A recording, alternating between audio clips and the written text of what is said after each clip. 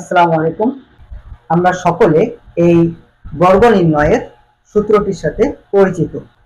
a plus B whole square বললেই কেন আমরা ইকুয়াল সাইন দিয়ে a square plus 2ab plus b square লিখে থাকি। এই a square plus 2ab plus b square কোথা থেকে আসলো এবং এই সূত্রটি অঙ্কের সমাধান করাটাকে কতটা সহজ করে দিয়েছে। আজকের এই ভিডিওতে আপনারা এই সকল প্রশ্নের উত্তর জানার পাশাপাশি এক নতুন ভাবে দেখতে শুরু করবেন। তো চলুন দেরি না করে আজকের এই ভিডিওটি আমরা শুরু করে দিই।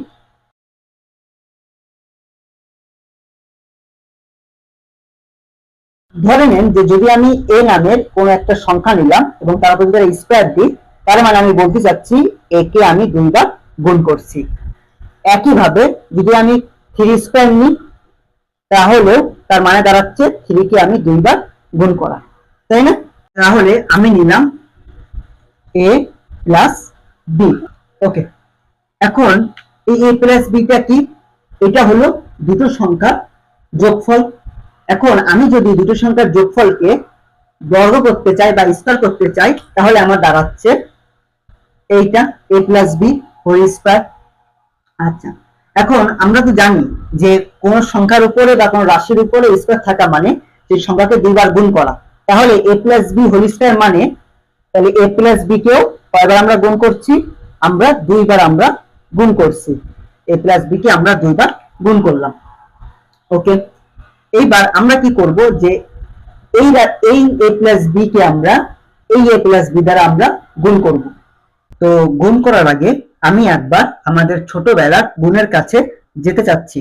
তো ধরে নেন যদি আমাদেরকে 25 আর 15 ছোটবেলায় গুণ করতে দেওয়া হতো, তাহলে আমরা কিভাবে গুণ করতাম? আমরা প্রথমে এই 5 কে নিতাম এবং এই 5 এর সাথে প্রথমে আমরা এই 5 কে গুণ করতাম, তারপরে এই 2 কে গুণ করতাম। তারপরে এই 5 এর সাথে গুণ করার পরে আমরা এবার এই 1 কে ধরতাম এবং এই 1 এর সাথে 5 কে একবার গুণ করতাম, তারপরে 2 কে একবার গুণ করতাম, তারপর দুটো যোগ করে আমরা গুণফল বের করতাম। ঠিক একইভাবে এই যে প্রথম বন্ধনীর যে এটা দেখতে পাচ্ছেন, এই a এর সাথে আমি এই দ্বিতীয় বন্ধনীর a আর b কে গুণ করব। তারপরে এই প্রথম বন্ধনীর b এর সাথে আমি এই দ্বিতীয় বন্ধনীর a আর b এর গুণ করব, একদম ছোটবেলার গুণের মতো। তাহলে এই a এর আগে কিছু নেই মানে একটা প্লাস আছে, আবার এই আর এর আগে কিছু নেই মানে একটা প্লাস আছে। তাহলে a আর a গুণ করলে হয় a গুণ a, ঠিক আছে? আচ্ছা, এবার আমরা এই এর সাথে এই b কে গুণ করব। তাহলে তার আগে b এর আগে একটা প্লাস আছে এবং এর আগে কিছু নেই মানে একটা প্লাস আছে। তাহলে প্লাসে প্লাসে হয় প্লাস a b, a গুণ b। তাহলে এখন আমার a এর সাথে এই a b এর গুণ করা হয়ে গিয়েছে। এখন আমি কার সাথে গুণ করতে যাব? b এর সাথে এবার আমি a b কে গুণ করব। তাহলে এই b এর আগে কিছু নেই মানে কি, এই সরি b এর আগে একটা প্লাস আছে এবং এর আগে কিছু নেই মানে একটা প্লাস আছে। তাহলে প্লাসে প্লাসে এই প্লাস b আর a গুণ করলে হয় b গুণ a, ঠিক আছে? এইবার b এর সাথে এই b এর গুণ করব, তাহলে প্লাসে প্লাসে প্লাস এই b গুণ b। এইবার এটাকে যদি আমরা ক্যালকুলেশন করি তাহলে a square plus ab plus এই ba কে আমরা এই ab আকারে লিখতে চাচ্ছি। আমরা জানি যে 2 গুণ 3 আর 3 গুণ 2 যেটাই বলি না কেন আমার অ্যান্সার কিন্তু 6 হয়, রাইট? তো 2 আগে থাক অথবা 3 আগে থাক, যাই হোক না কেন আমার কিন্তু ফলাফল 6 হচ্ছে। তো একইভাবে a গুণ b অথবা b গুণ a যেভাবে লিখি না কেন আমি এখানে কিন্তু ফলাফল আমার সেম পাবো। তো তার কারণে আমি এই b a কে আমি ঘুরিয়ে a b আকারে লিখলাম, তারপরে প্লাসের জায়গায় প্লাস লিখলাম এবং b আর b গুণ করলে হয় b স্কয়ার। এখন আমরা দেখতে পাচ্ছি যে এই জায়গায় আমাদের দুইটা a b যোগ আকারে আছে, রাইট? তো আমরা জানি দুইটা a b যোগ আকারে থাকলে সেটাকে আমরা 2ab লিখি। তাহলে a স্কয়ারের জায়গায় a স্কয়ার রেখে দিলাম প্লাস ab ab দুটো যোগ করলে হয় 2ab প্লাস b স্কয়ার। এই জন্য আমরা বলি যে a plus b whole square equal a square plus 2ab plus b square. অর্থাৎ এই a plus b whole square যা, এই a square plus 2ab plus b স্কয়ারও তাই। Just a plus B whole স্কয়ারকে ভেঙে আমরা a square plus 2ab plus b স্কয়ারকে পেয়েছি। এজন্য এই দুটোর মাঝখানে সমান চিহ্ন দেওয়ার অর্থ হলো বাম পাশ এবং ডান পাশ একই জিনিসকে দুইভাবে লেখা হয়েছে। যেমন হাফ সমান সমান 0.5, দুই পাশের লেখা আলাদা কিন্তু মান একই। ঠিক তেমনি এই a plus B whole square হলো সংক্ষিপ্ত রূপ এবং এই a square plus 2ab plus b square হলো বিস্তৃত রূপ। দুইটা জিনিস এক কিন্তু লেখার ধরনটা আলাদা। তাহলে এখন আপনারা আমাকে প্রশ্ন করতে পারেন যে আপনি বলছেন যে দুইটার জিনিস এক, মানও এক, কিন্তু বলছেন যে ধরন আলাদা, এর প্রমাণ কি? তাহলে আসেন এটার আমরা একটু প্রমাণ দেখি। প্রথমে আমি কি লিখেছিলাম? আমি লিখেছিলাম a প্লাস বি তার whole square. a plus B দ্বারা আমি কি বলেছিলাম? যে দুইটি সংখ্যার যোগফল। আচ্ছা, এখন দুইটি সংখ্যার যোগফল আমি যখন বলছি, আমি কিন্তু জানি না যে দুইটি সংখ্যা কোনগুলো। এখানে a আর b দুইটি চলকের ভূমিকা পালন করছে এবং চলকের বৈশিষ্ট্যই হলো যে তাকে আপনি যেই মান দেবেন না কেন সে সেই মান গ্রহণ করতে পারে। যেমন আমি যদি বলি যে এর মান 3, বির মান হলো 2, সম্ভব। যদি আমি বলি যে এর মান 2, বির মান 3, তাও সম্ভব। যেই মান আমি দিই না কেন চলক সেই মানকে গ্রহণ করতে সক্ষম। তাহলে আমি এর মান নিলাম 3 আর বির মান ধরলাম 2। ওকে, তাহলে আমি যদি এখন মান বসাই যে এর মান 3 প্লাস বির মান হলো 2 তার হোল স্কয়ার, তাহলে 3 আর 2 যোগ করলে হয় 5 তার হোল স্কয়ার, তাহলে 5 স্কয়ার করলে হয় 25। তাহলে a প্লাস বি হোল স্কয়ারের মান পেলাম আমরা 25।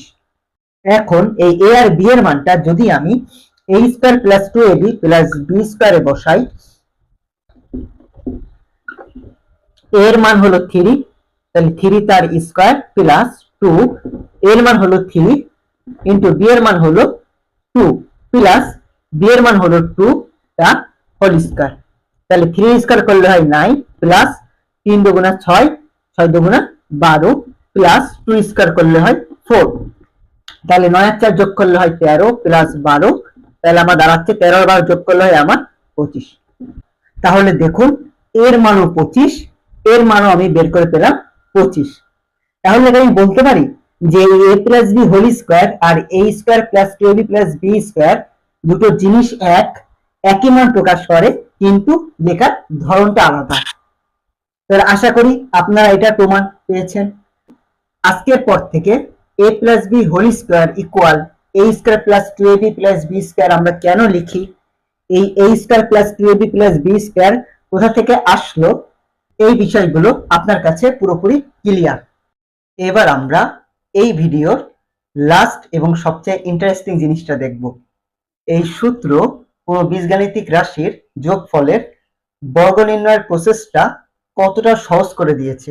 তার আগে একটা কথা জানিয়ে রাখি যে আমরা যে a কে 3 এবং b কে 2 ধরে আমরা যে শুদ্ধি পরীক্ষা করেছি, এরকম সংখ্যার বর্গ নির্ণয়ের জন্য কিন্তু আমাদের বর্গ নির্ণয় সূত্রের প্রয়োজন পড়বে না। সূত্রটির প্রয়োজন হবে কোনো জটিল বীজগাণিতিক রাশির যোগফলের বর্গ নির্ণয়ের ক্ষেত্রে। উদাহরণস্বরূপ 2a প্লাস 3b তার হোল স্কয়ার, এই সকল রাশির ক্ষেত্রে কিন্তু আমরা এরকম দেওয়া দুইটি সংখ্যা যোগ করে প্রাপ্ত যোগফলকে কিন্তু আমরা বর্গ করতে পারবো না। তবে হ্যাঁ, বর্গ নির্ণয় সূত্র ছাড়াও আমরা কিন্তু এটাকে এর সমাধান আমরা করতে পারবো। তাহলে আগে আমরা সূত্র ছাড়া এটা সমাধান করি, তারপরে আমরা সূত্র দিয়ে এটা সমাধান করব। তবে আমরা বুঝতে পারবো যে সূত্রটার মর্মটা কি। তো এটাকে যদি আমরা সূত্র ছাড়া সমাধান করতে চাই, তাহলে এই রাশিকে a প্লাস বি হোল স্কয়ারের মতো ভেঙে ভেঙে আমাকে সমাধান করতে হবে। তো আসুন তাহলে 2a প্লাস 3b এর উপর স্কয়ার মানে, তাহলে আমরা জানি যে 2a প্লাস 3b কে দুইবার গুণ করা, 2a প্লাস 3b কে দুইবার গুণ করা।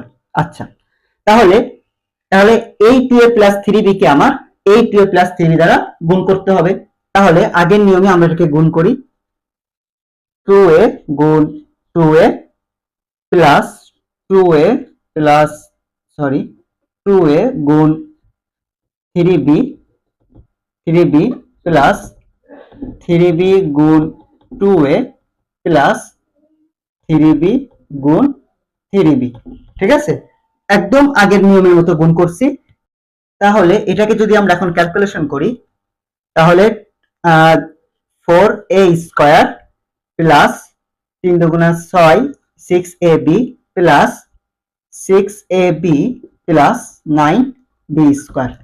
এবার দেখুন দুইটা 6ab যোগ আকারে আছে, তাহলে আমাদের অ্যান্সার হচ্ছে 4a square plus 12ab plus 9b square.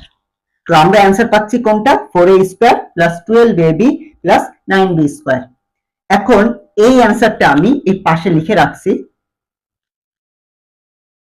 এইবার এইটাকে আমরা সমাধান করব বর্গনির্ণয় সূত্র দ্বারা। তাহলে এখানে a এর জায়গায় আছে 2a আর b এর জায়গায় আছে 3b। তাহলে আমি যখন সূত্র অ্যাপ্লাই করি, তাহলে প্রথমে a স্কয়ার প্লাস 2ab, তাই না, plus b square plus b square.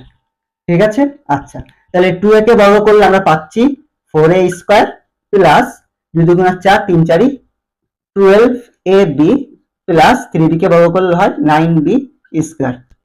যে অ্যান্সারটা আমরা বর্গনির্ণয় সূত্র ছাড়া জটিল ক্যালকুলেশন এবং সময় খরচ করে বের করেছি, এই যে 4a square plus 12ab plus 9b square, ঠিক এই একই অ্যান্সার জাস্ট সূত্র অ্যাপ্লাই করার মাধ্যমে আমরা ঠিক 2 লাইনে কোনো জটিল ক্যালকুলেশন ছাড়া সময় খরচ না করে আমরা খুব সহজে মাত্র 2 লাইনে আমরা অ্যান্সারটা পেয়ে গেলাম।